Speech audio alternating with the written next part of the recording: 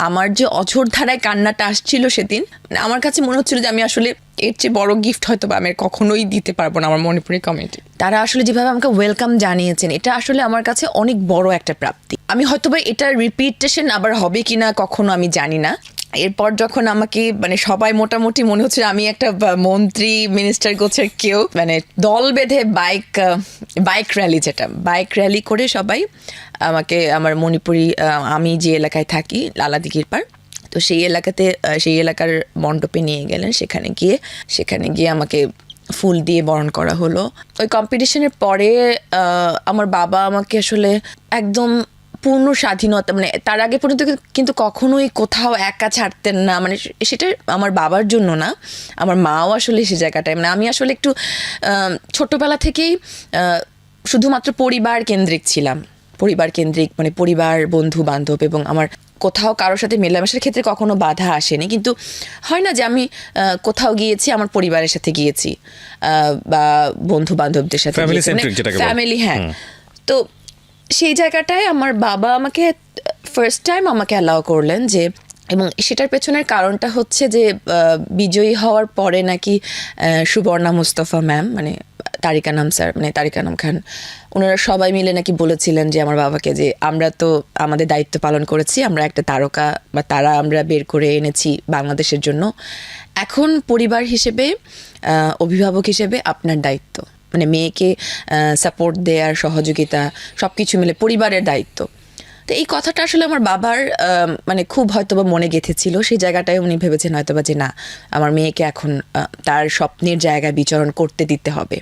তারপর হচ্ছে আমার অনেক কাজের ব্যস্ততা শুরু হয়ে গেল, বিভিন্ন শোজ, তারপরে বিজ্ঞাপন, মানে অনেক ব্যস্ততার কারণে আমি বারবার সিলেট ঢাকা করা সম্ভব হচ্ছিল না। তখন আমার ঢাকায় সেটেলমেন্টটাই আমার জরুরি ছিল। তো সেই জায়গায় ঢাকায় থেকেই কাজ করার মানে চিন্তাভাবনা শুরু হলো আর কি। তখন আমার বাবা আমাকে অ্যালাউ করলেন যে না, ঠিক আছে, এইভাবে এখন ক্যারিয়ারের জায়গাটায়, কারণ 1 বছরের চুক্তি জানালায়ের সাথে। তো ওই জায়গাটা শুরু হলো, পথ চলা, কাজ শুরু হলো। এরপরে যেটা হলো, আস্তে আস্তে আমার একটা প্রথম দিকে যেটা ছিল যে আমি যেহেতু সিলেটের মেয়ে, মফস্বলে বেড়ে উঠেছি, মানে খুব সাধারণভাবে বেড়ে উঠেছি। তো ঢাকায় প্রথম দিকে এসে আমার একটু তারকা হিসেবে বা এই যে ঝলমলে জগতের যে বিষয়গুলো, সেটা কিছুটা আমার খাপ খাইয়ে নিতে একটু সময় লাগছিল বলতে আমার যেহেতু মানুষগুলো আসলে খুব সবাই অচেনা মানুষগুলোর সাথে নতুন করে একটা পরিচয়ের জায়গা তৈরি করে, নিজের অবস্থান তৈরি করে নেওয়ার ক্ষেত্রে এক ধরনের দ্বিধা কাজ করছিল, একটা ভয় কাজ করছিল, হ্যাঁ, সেটা কাজ করছিল। তো সেটা মানে একটা পর্যায়ে, মানে বন্ধুত্বের জায়গায় আস্তে আস্তে একটা নাটক করতে গিয়ে, সেটা ঈশিতাপুরে একটা প্রথম কাজ ছিল, চ্যানেল আইয়ের ভ্যালেন্টাইনের স্পেশাল নাটক নিঝুমে করণে। তো সেখানে নাইমেরও প্রথম কাজ ছিল, আমাদের এখনকার জনপ্রিয় অভিনেতা নাইমের, এবং সেখানে নাইমের একটা ফ্রেন্ড একটা নাটকের একটা চরিত্রের প্রয়োজনে অভিনয় করতে এসছে। সেও নতুন, মানে কখনোই ক্যামেরার সামনে, মানে ক্যামেরার সামনের মানে মানুষই না আসলে। তারপরে নিয়ে আসার পরে আমার আসলে গল্পের চরিত্রের প্রয়োজনে যে মানে চরিত্র আসলে মানে যাকে চাচ্ছিল, মানে বর্ণনায় থাকে না যে আমি যখন পড়েছি তখন যে চরিত্রের মধ্যে যে এই ছেলেটা সুদর্শন একটা ছেলে, তারপরে খুব সুন্দর দেখতে, মানে এত সুন্দর যে ছেলেটা মেয়েটাকে দেখতে এসে মেয়েটা ছেলেটাকে দেখে মুগ্ধ হয়ে প্রেমে পড়ে যাবে, বলছে না ঠিক আছে, ওকে আমি বিয়ে করব। তো এরকম একটা চরিত্র আর কি। তো সেই চরিত্রের জন্য নাইম এমন একজনকে নিয়ে আসলো, তাকে দেখে প্রথম দিন দেখে আমার মেজাজ খারাপ হয়ে গেল বলতে আমার কাছে মনে হলো যে আসলে আমি মানে যাকে ভেবে আমি, মানে যাকে দেখে আমি প্রেমে পড়ে যাব, এরকম তো না সে। আপনি রিয়েল লাইফে ফিল করছে, মানে চরিত্রের সাথে আসলে ক্যারেক্টার চুজিংটা হয় নাই। আমার খুব বিরক্ত লাগলো ডিরেক্টরের উপরে। তা আমি আর যেহেতু কারোর সাথে আমার পরিচয় নাই ওইভাবে, নাইমের সাথেও আসলে অত মানে খাতির ছিল না তখন, তা আমি চুপচাপ সয়ে গেলাম। আমার খুব বিরক্ত লাগছিল। আচ্ছা, সিকোয়েন্স করলাম, 2টা সিকোয়েন্স ছিল, ডায়লগও ছিল না, সিকোয়েন্স করলাম, পরিচয় হলো যে যেটা হয় একই শুটিংয়ে গেলে যে না পরিচয় একটু তারপরে একসাথে ফেরার সময় আবার পরিচয় সূত্র ধরে একটু ফোন নাম্বার বিনিময় হলো, এরপরে এইরকম অত বেশি আমি পাত্তা দিইনি, যে ভালো লাগেনি। নাম ছিল কি ভদ্রলোকের? ভদ্রলোকের নাম ছিল জেভিয়ার।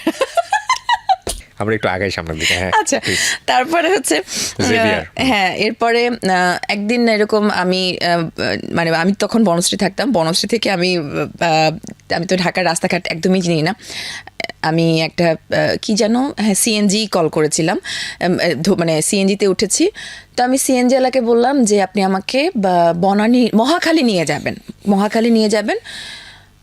উনি আসলে রাস্তা ভুল করে নাকি আমার কথাটা ঠিক মতো শুনতে পারেননি নাকি আমি জানি না, উনি আমাকে বনানী নিয়ে আসলেন। বনানী নিয়ে এসে আমাকে বললেন যে আপনি বনানী আসছেন। আমি বনানী তো বলি নাই আপনাকে, আমি মহাখালী বলেছি। তো এখন বনানী নেমে আমি আসলে বুঝতে পারছি না আসলে আমি কিভাবে মহাখালী যাব, মানে আমার আসলে কোনোভাবে ঢাকার রাস্তা সম্পর্কে তখন আইডিয়া ছিল না। তখন যেহেতু সবেমাত্র পরিচয় হয়েছে, আমি তখন জেভিয়ারকে কল করলাম। টুকটাক এর মধ্যে একবার দুবার কথা হয়েছে। আমি জেভিয়ারকে কল করলাম, জেভিয়ার তখন নিজ দায়িত্বে পূর্ণ আগ্রহ নিয়ে আমাকে মহাখালী থেকে বনানী থেকে মহাখালী পৌঁছে দিল। মহাখালী আড়ং সেন্টারে যাওয়ার কথা ছিল।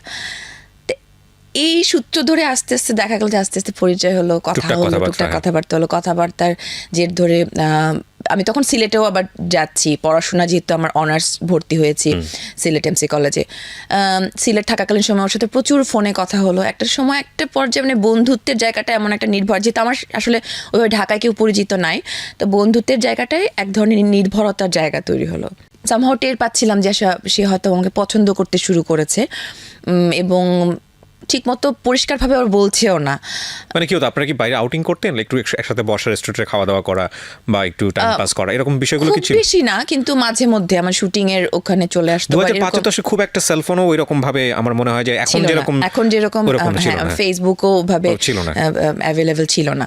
তো তারপরে যেটা হলো যে সে রীতিমতো আমাকে মানে আমি বলবো যে ডিরেক্টলি আমাকে প্রপোজই করলো। কয়দিন পরে এটা ঘটলো? মানে প্রায় বছরখানেক পরে। এবং প্রপোজ করলো বলতে সে বললো যে আমাকে সে পাশে চায়, জীবন মানে জীবন সঙ্গী হিসেবে। আমার কাছে যেটা প্রথমে মনে হচ্ছিল যে প্রথমত হচ্ছে আমি মণিপুরি সম্প্রদায়ের একটি মেয়ে, এবং আমি আসলে যে আদর্শ নিয়ে বড় হয়েছিলাম, আমার বাবা আমাকে যেভাবে বড় করেছেন বা আমার পরিবার আমাকে বড় করেছেন, তো সেই জায়গাটায় আমি কখনোই আমার বাবা মায়ের এগেইনস্টে, আমার বাবা মায়ের বা কমিউনিটির এগেইনস্টে কখনো যেতে চাইনি।